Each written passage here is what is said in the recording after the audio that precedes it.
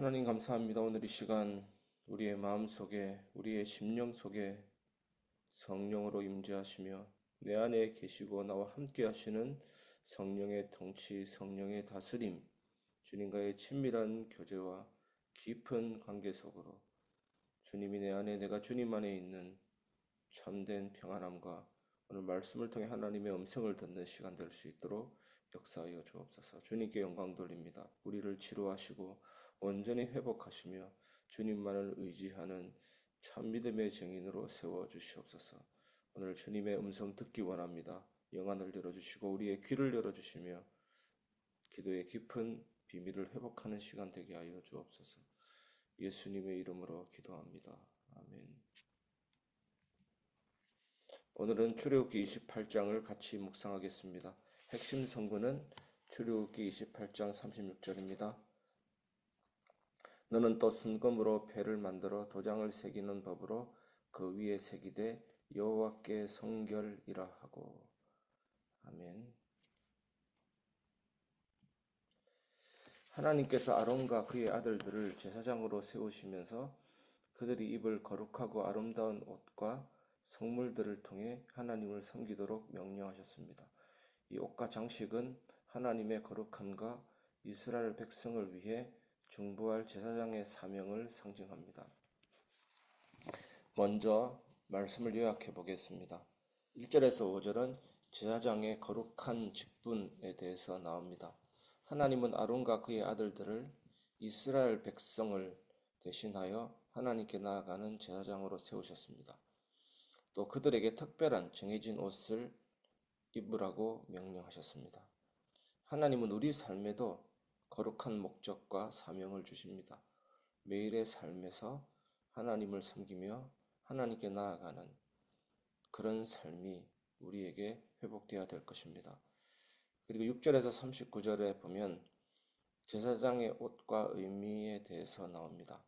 아론의 옷에는 금과 여러 색실, 보석 등이 사용되어 이스라엘 백성을 하나님 앞에 대표하는 제사장의 사명을 보여줍니다. 특히 흉패와 보석은 12지파를 위한 중보를 상징합니다. 대제사장의 복장에 보면 가슴에 흉패를 답니다. 흉패에 12보석이 달려있는데 그것이 12지파를 상징하는 것입니다. 우리가 나중에 가게 될 새하늘과 새 땅에도 보면 12기초석은 사도의 이름이 적혀 있다고 되어 있습니다. 그리고 12진주문은 제자들, 예수님의 제자들의 이름이 기록되어 있다고 되어 있습니다. 12기초석은 12지파의 이름이 기록되어 있고 12진주문은 12제자의 이름이 기록되어 있다고 되어 있습니다. 이건 뭐냐면 어떤 것을 상징하냐면 구약과 신약의 성도들이 한 백성으로 하나님 나라에 들어간다는 것입니다. 흉패도 마찬가지입니다. 가슴에 안고 나아간다는 겁니다. 예수님은 우리의 참된 중보자로서 하나님 앞에서 우리를 위해 기도하고 계십니다. 대제사장이 가슴에 흉패를 달고 백성을 대신해서 하나님께 나아가고 기도했듯이 지금 예수님은 우리를 위해 그렇게 하고 계시는 것입니다. 완전한 제사장이십니다. 대제사장. 우리는 이런 예수님을 신뢰하면서 예수님을 의지해서 매일 기도로 하나님께 나아가야 되겠습니다. 예수님이 하신 그 일을 의지해서 예수님의 공로로 기도하는 것입니다.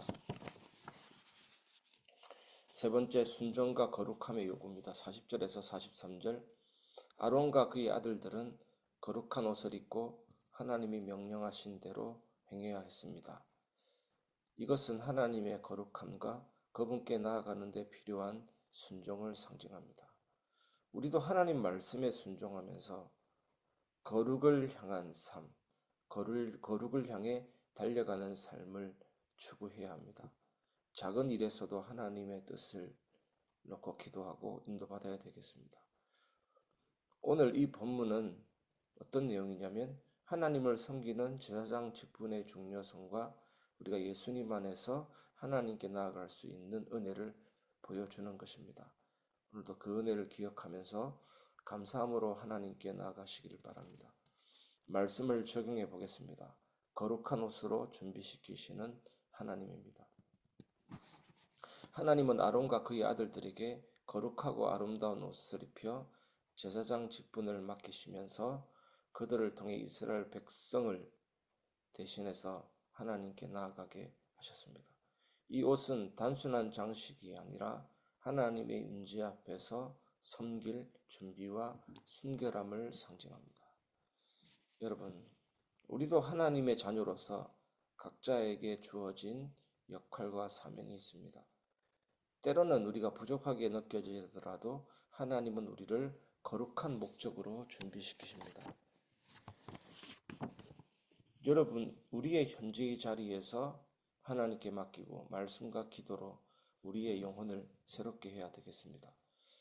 하나님께서 분명히 나와 여러분, 저와 여러분을 통해서 선한 일을 이루실 것입니다. 하나님의 섭리, 하나님의 계획은 선한 섭리, 선한 계획, 거룩한 섭리, 능력 있는 섭리, 고난 중에서 위로를 주시는 섭리요, 우리의 장래 미래에 소망을 주는 섭리입니다. 보이지 않지만 이 섭리의 손길이 움직이고 있습니다. 오늘도 기도를 통해서 그 손길을 보는 하루가 되시길 바랍니다. 그 눈을 열어달라고, 작은 위로라도 하나님이 일하심을 볼 수 있도록 도와달라고 기도하시기 바랍니다. 지금은 힘들고 아무것도 하기 어렵다라고 느낄 수도 있습니다. 우리 인간은 연약하기 때문에, 우리 인간의 연약함, 한계성 때문에 하나님의 일하심도 눈에 보이지 않을 수도 있고, 때로는 하나님의 침묵 속에 아무것도 하기 어렵다라고 느낄 수도 있습니다. 괜찮습니다. 하나님은 우리가 멈추어 있을 때에도 함께 계시면서 우리를 붙들고 계십니다.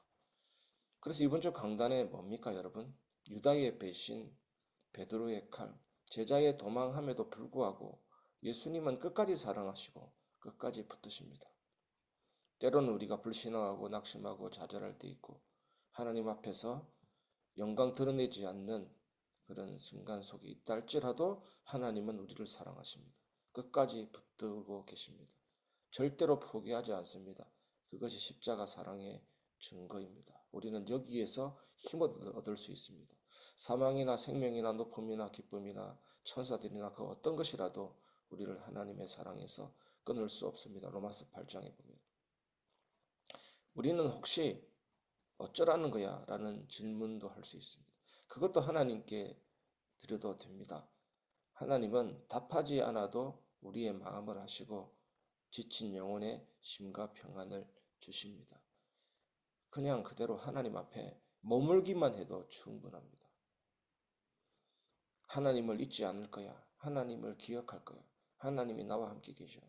늘 의식적으로 노력하는 것조차 부담이 되신다면 그 어떤 힘도 애쓰려고도 할 필요가 없습니다.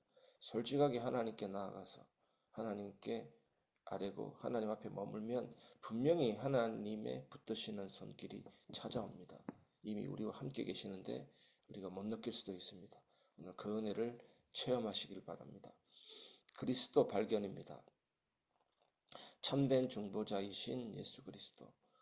본문에서 아론이 입는 거룩한 옷과 흉패는 예수 그리스도를 상징합니다. 그리고 머리에 쓰는 관 정면에 여호와께 성결. 이것이 뭡니까? 우리가 하나님 앞에 성결해야만, 거룩해야만 한다는 것인데 그 성결함과 거룩함이 어디서 옵니까? 예수 그리스도입니다. 아론이 흉패에 이스라엘 12지파의 이름을 새기고 하나님 앞에 나아가 중보자로 섰듯이 예수님은 우리의 죄를 짊어지시고 하나님과 우리 사이에 완전한 중보자가 되셨습니다. 히브리서 4장 14절에서 16절에 보면 내용이 나옵니다. 여러분, 우리는 본성적으로 죄에 끌리지만 그리스도를 통해 거룩한 삶으로 나아갈 힘을 얻을 수 있습니다. 예수님은 우리의 연약함을 아시며 성령으로 우리를 도우셔서 죄를 이기고 성화의 길로 나아가게 하십니다. 여러분, 구원받은 사람은 반드시 성화의 길로 나아가게 되어 있습니다. 그것이 구원의 서정, 구원의 여정입니다. 부르심을 받은 자들은 영화로운 단계로 나아가게 되어 있습니다. 설교를 통해 성령께서 내적으로 부르실 사람은 반드시 거듭나고 중생되게 되어 있습니다. 반드시 회개와 믿음으로 가게 되어 있고 하나님이 너는 의롭다 칭의를 받으며 양자되어서 이제는 죄와 싸워서 회개와 믿음으로 거룩함으로 나아가는 성화와 죄를 지을 수 없는 영화로운 단계까지 그것이 천국에서의 삶입니다. 나아가게 되어 있습니다. 구원의 서정, 구원의 여정은 성령님께서 나를 이끄시고 우리는 성령님과 동행하는 삶인 것입니다. 여러분 매일의 삶에서 예수님을 바라보며 말씀과 기도로 자신을 하나님께 드리시길 바랍니다. 죄의 유혹이 강할 때도 우리의 중보자이신 예수 그리스도께 나아갈 때 죄를 이길 힘과 은혜를 얻게 됩니다. 지난주 교리 예배 때 말씀드렸던 것처럼 화가 난다고 해서 내 입에서 험한 말이 나가지는 않습니다. 사탄이 우리 마음에 여러 가지 분노를 자극할 수 있지만 입 밖으로 내는 나쁜 말은 나의 선택입니다. 그래서 창세기 4장 7절에 너는 죄를 다스릴지니라고 말씀하고 있습니다. 유혹이 오더라도 죄를 지을 것인가 말 것인가는 우리의 선택입니다. 그래서 우리는 우리의 죄를 솔직하게 하나님 앞에 고백하고 하나님 앞에 겸손하게 용서와 은혜를 구해야 됩니다. 그때 우리에게 죄에서 벗어나고 죄에서 승리하는 거룩한 삶, 성화의 삶, 중보자 되신 예수님과 함께하는 삶을 더 깊이 경험하게 됩니다. 오늘도 이 은혜를 체험하시고 참된 응답이 있는 여러분의 삶이 되시기를 주님의 이름으로 축원합니다.